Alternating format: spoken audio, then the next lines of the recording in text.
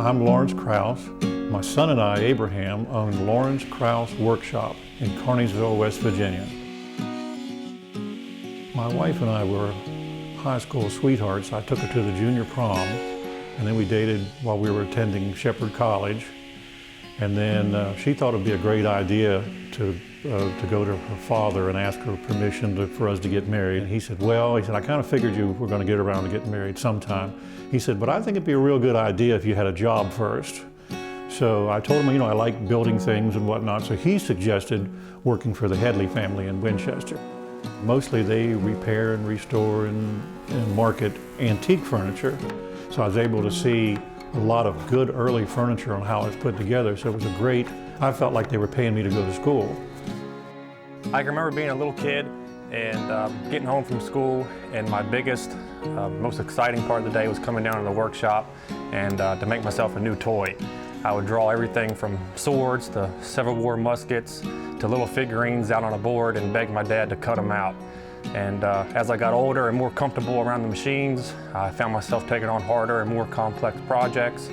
And then I've just always had a romance for the Windsor chairs and fine country furniture.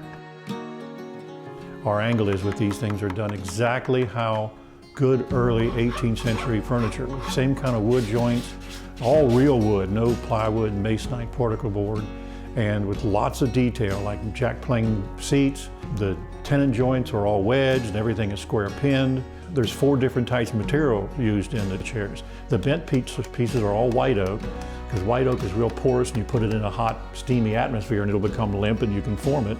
The spindles are hickory, and hickory is one of the toughest woods that we use. I mean, it'll burn your blades black, but it's so hard. The seats are poplar, that way you can have a thick seat, but yet still have the light weight. And then the turnings are all hard maple, because hard maple will give you nice crisp edges and they'll hold the edges and whatnot. Our chairs sell for hundreds of dollars. Good, right American Windsors sell for thousands. And then you really don't want your big old brother-in-law coming along and plopping down into a $3,000 Windsor fan back chair, whereas these chairs have got new wood, new glue, and you really can use them. And I've had teenagers grow up in my house, and they've been my quality control people. If my kids don't break them up, they're going to be around for a long time. I'd like to see Abraham be able to live through some of the good old days that I've experienced.